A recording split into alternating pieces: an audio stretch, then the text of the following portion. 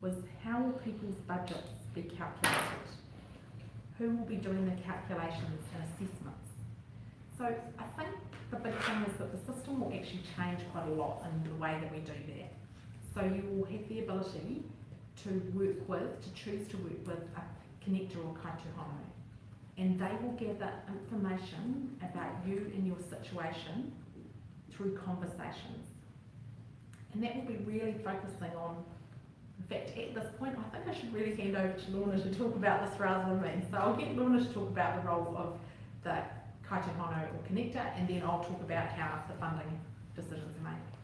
Well, the role of the kaituhonu or connector really is to get to know who the person is. You know, it's a big shift away from the old system that really looked at who the person was not, what they couldn't do, what they would never amount to, what they would never become, to this system being who is the person, what are the hopes and aspirations that they have for their life, what are their needs in order to achieve those hopes and aspirations, and what kinds of supports are going to be necessary in order for the person to live a life that is meaningful and purposeful to them. So we really get to know the person. Then we look at, well, what are those needs? Where would those needs best be met? How would those needs best be met? And who would best meet those needs? So we're looking quite broadly. We're not just looking at everything, all the needs of a person being met through funded supports, but where might informal support sit in the life of that person? Where might all of the assets and resources of the community sit in terms of supporting and enabling that person? And then what might we need funding for in order to ensure that the person is able to access and pursue the life opportunities that they see as important for themselves. It also means we focus not only on specific support needs that a disabled person might have, but on their fundamental needs, so that we make sure that we're looking at things that bring autonomy to the life of the person, what roles the person might hold or wish to hold in their life, what brings meaning to the life of this person. So it's a much broader engagement with the whole life of the person, rather than just the very specific, what can't you do for yourself, and therefore what do we need to provide to government funding in order to enable that to happen. So once the information has been collected through discussions with a connector or kaituhonu, or someone can choose to do that without a connector or kaituhonu, but in that circumstance we will still need information to be provided to answer quite a few of those things. That information will be collated into the kind of proposal for funded supports, and that would go to a funding coordinator to make a decision on that funding. And as part of what a funding coordinator will be considering is how does that funding request or the support that's required, is it consistent with the funding that would be available to other people within that same sort of situation? So it's just checking consistency across the population, because we will never have unlimited funding, so it's about making sure that within the funding we've got, that we are consistent about the way that we allocate to people based on what they're trying to achieve and what supports they need to get there.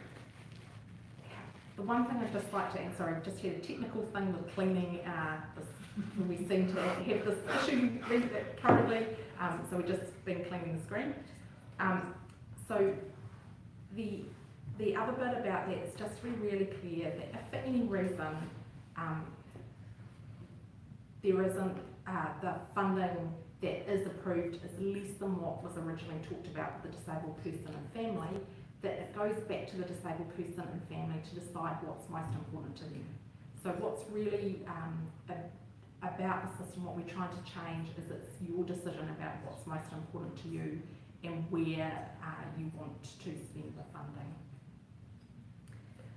Just had a question come through, is well, it's more a comment about, I guess one of the big things is moving away from tick box type assessments, right? Tick box type assessments. And I think again, this is one that I'll hand over to Lorna. Yes, moving away from tick box type assessments is really quite fundamental in this process, because this isn't an assessment. This is really a discussion and engagement with the disabled person and their family about their life, their hopes for their life, the needs and supports that they have to enable that life to be lived. And it isn't about having a list of criteria that we then tick off. We do this in discussion, so that part of the role of a connector is really a relationship role, so that you can work alongside of your connector and build an enduring relationship with them that will enable you then to really explore what will bring meaning to your life, how that would be understood, what your needs might be. You can start to define those things, as opposed to a format or a process defining those for you.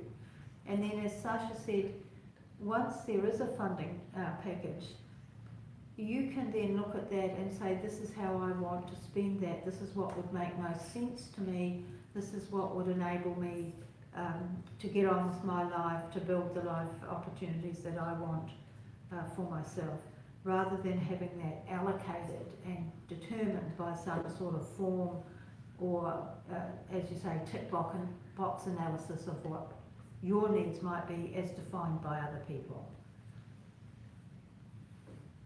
Okay, the next question is from Selena, who says, my brother lives in a residential house with one other, and my mother is welfare guardian.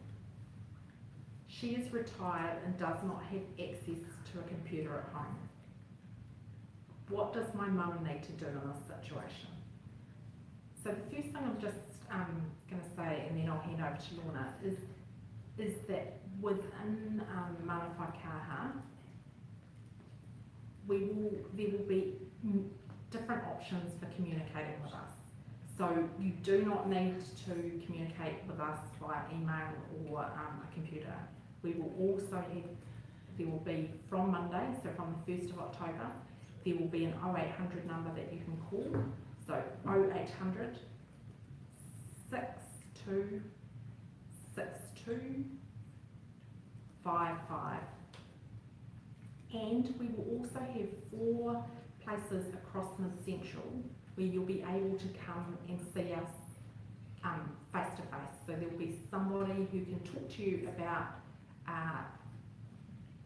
how the new system works, what you need to do, and to be able to provide you information. And that will be available in Palmerston North, Monday, Wednesday and Friday at Hancock House. And not the first Monday, so it will start from Wednesday, but after that it will be weekly, Monday, Wednesday, Friday, from 9:30 to 4. That's in Palmerston North. There will also be face-to-face location in Otaki, where we will be there 1 day a week, live in 2 days a week, and in Woodville at least 1 day a week. We're still just working through that exact details. But if you want to find out where we're going to be, on the 1st of October, you can call us on 0800 62 62 55 to find out when there'll be people available. Is there anything you wanted to add? No, I think that's, that if you don't have an internet or email contact, those are going to be the best ways. And there will always be somebody in those hubs when they're open. So either connector, myself, the manager, or some information specialists will be available to meet and talk with people. Just had a comment from Candice. There is a youth who wants to attend a first aid course for a day and wants to improve English, maybe go to an English class with interpreters. Will EGL support that? And I think Candice goes on to say his language level is not good. I think the big thing just to remember with this is that the funding needs to be used for things that are disability support. So where it is supporting someone to overcome the barriers in society that occur because society is inclusive of disabled people. So it comes back to how is it helping to overcome a barrier that is created by having an impairment, or is there because you have an impairment and society has created that. So within that information, it's a little bit hard to tell exactly whether the answer would be yes or no, but that's the sort of thing that would be would be part of the discussion with the connector. Look, that would be right, and there may be some aspects of where you might fund yourself some of the educational opportunities that you're seeking, but the supports to enable you to access that educational opportunity might well be something that you consider with a connector to be included in your package.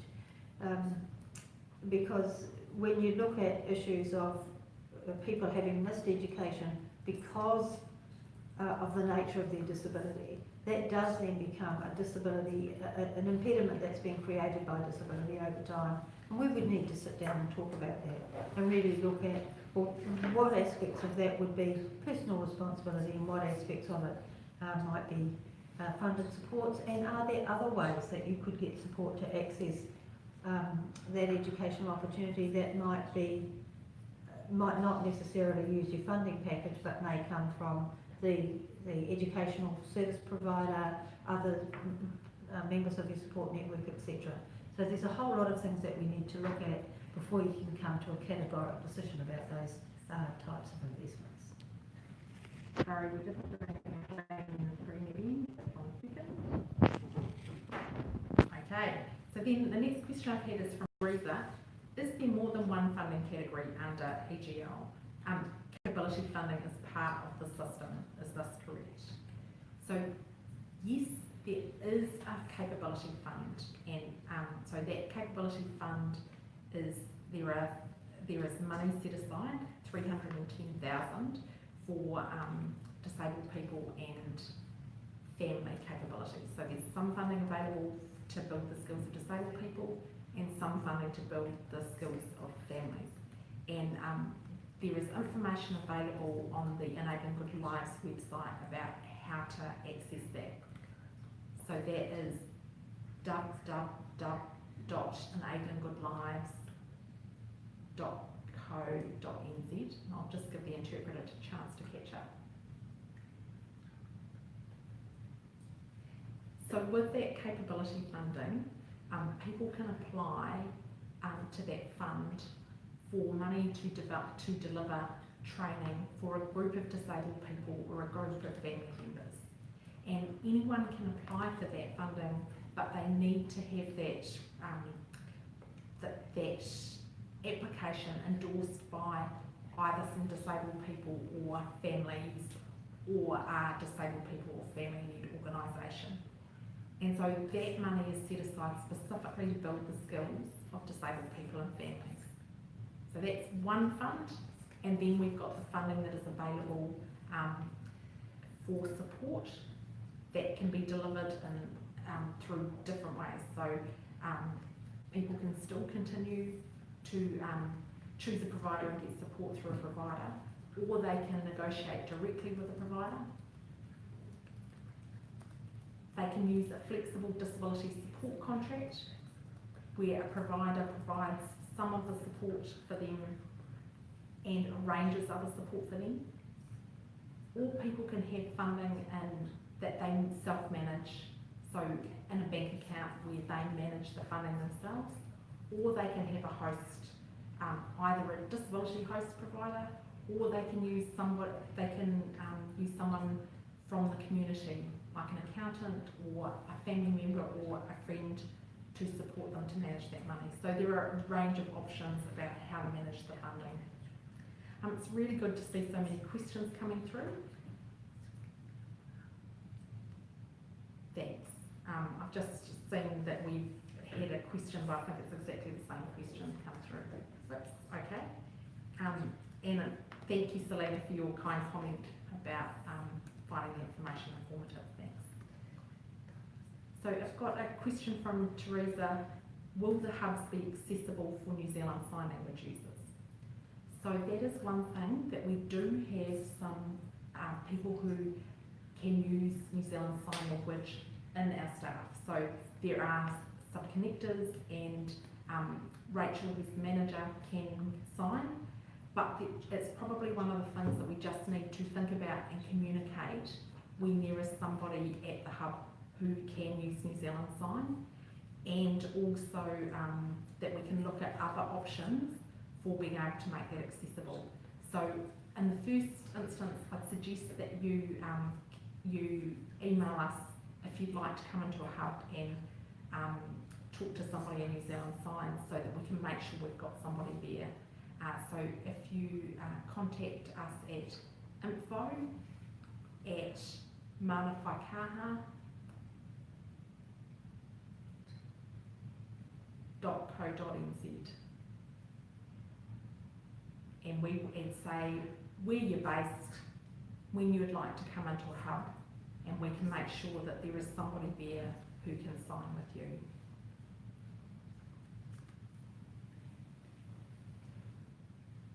Just had another question from Candice. Will EGL have categories of funds that will tell us what funds can go to and what funds can't go to?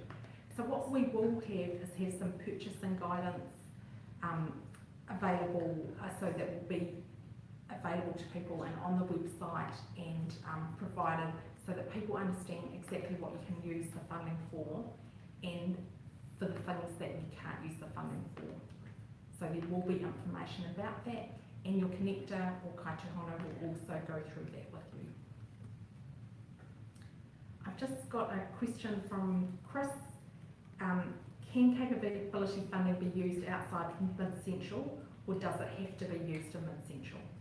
So capability funding does have to be used for disabled people and families in Mid-Central. So it is to be delivered, training to be delivered in Mid-Central. Following on from this, can the capability fund be used for things like governance training to develop skills of a group of people, or first aid training, things like that? So yes, if the capability fund, you can put in an application for anything that you think would benefit a group of disabled people or families, but there will be some, because we haven't got unlimited money, the regional leadership group has put out some priorities for what the funding would be used for, and so that's some of the things that the panel would look at when considering applications. But it can be used for, you can put in the application for anything. I've got a question about, will the forms be online on Monday the 1st of October if we want to apply for EGL without use of the connector, or how do we get these? So on the 1st of October, you will be able to get information about how to work with us if you do not want to use the connector. In terms of whether the specifics of whether there will be forms, we're working on that, but there will definitely, you will be able to contact us by email, and we'll be able to provide you with information, and there'll be information on the website. We're doing really well at getting lots of questions, but just a reminder, we've only got 8 minutes left, so if you've got a question, please get it in, and you can either type it into the screen or send it to stfeedback@moh.govt.nz.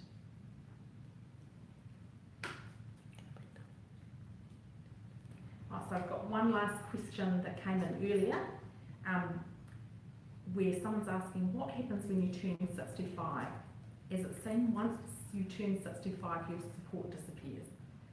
So my understanding of how it works is it will continue to be that if you've acquired your impairment before the age of 65 and you're within the system, then you continue in the system past the age of 65. And it's only when you get to the stage that actually more of the support you require is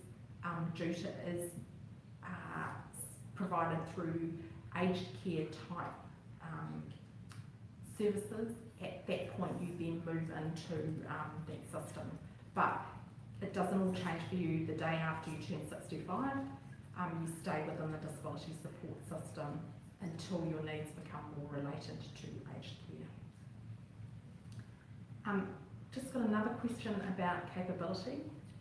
Does this have to be used on people, or can it be used for equipment, tools or resources?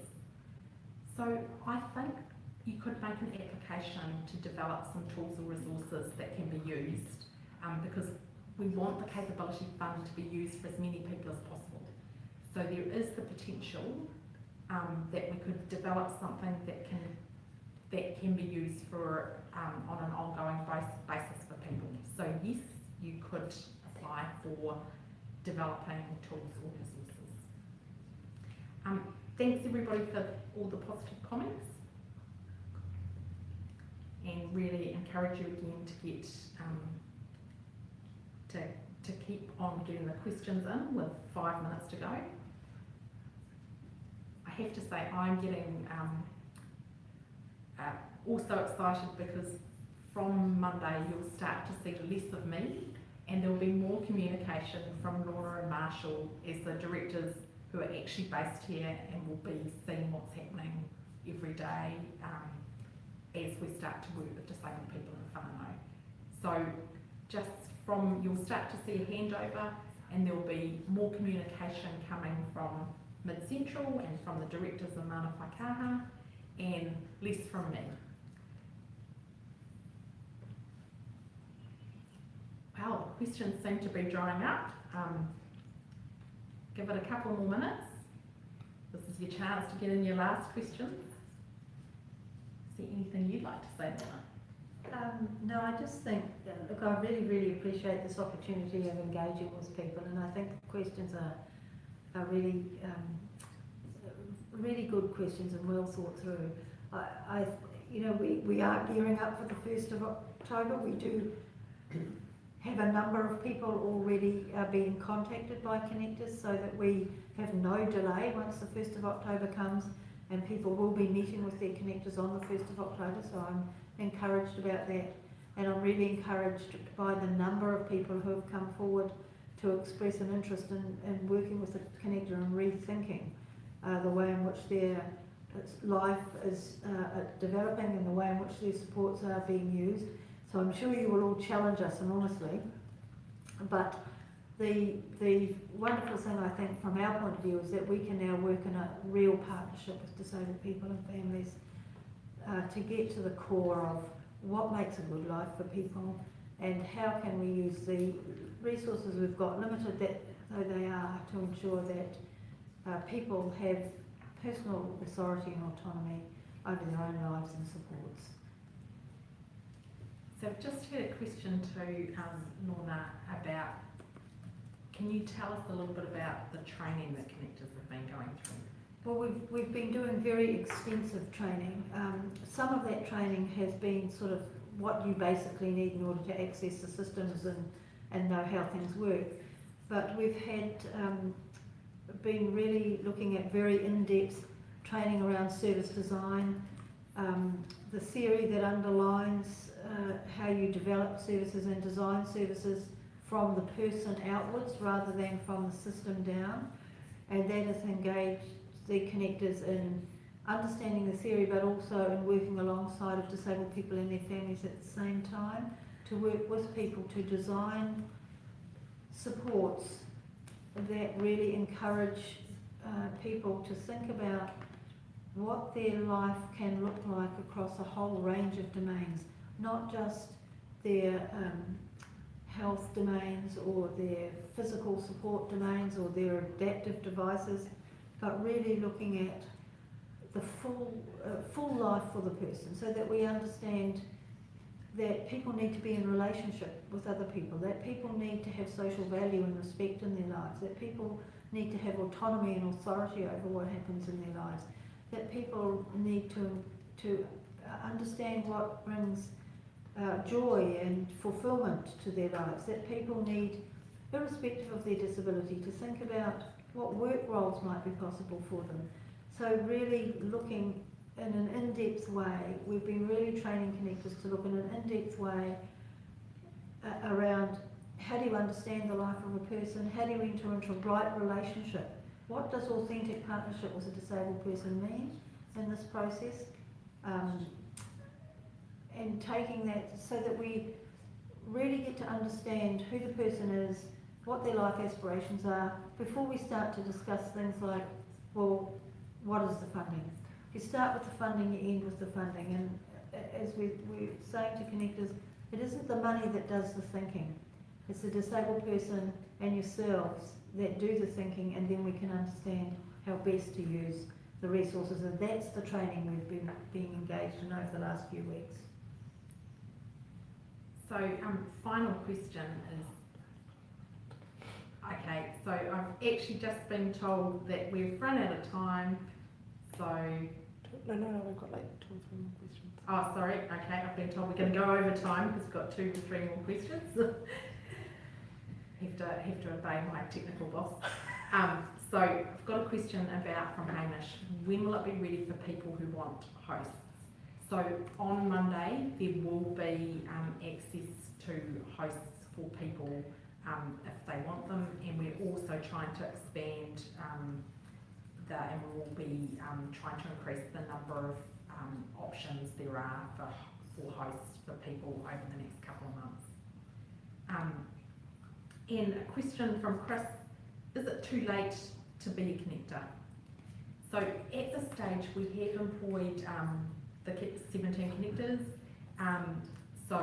but there may be opportunities in the future, and we will keep people informed about that. And at the moment we're still also just going through the process around, there are 3 types of connectors we're trying, and the second one is having some non-government organisations who do not provide disability support, who provide connectors, and we're really focused on getting some cultural responses there, and so there is a request for quote out at the moment, and we're just going through that process. The third type of connector is if you have someone you want in your networks that you think would be very good to be a connector for you, and we have a process that will be available if somebody wants to self-select their own connector. Final question for Sasha from Teresa. Is there a region coming next after Mid-Central, or wait for this trial process for 18 months? So at this stage, the ministers have agreed to the prototype of Mid-Central, and we have been asked to provide advice back in late 2020 after the prototype about next steps beyond Mid-Central. So can't tell you what the region would be at the moment, but we will be looking to learn from what we do here, refine the model, and then provide advice in late 2020. We are 7:02, but I've got one final question now. Could the Capability Fund be used to create an ongoing education program for differently abled people so they can gain skills, regain skills, such as a conductive education facility? So I don't think the Capability Fund could be used for an ongoing thing. It is for a finite amount of money for a particular, for delivering training for a particular group of people for over a fixed period of time. So, but there may be other ways of thinking about a taster or different things that you could apply to the Capability Fund for. So thank you everybody. We've gone over time, and look forward to seeing what Lorna and her team do on Monday.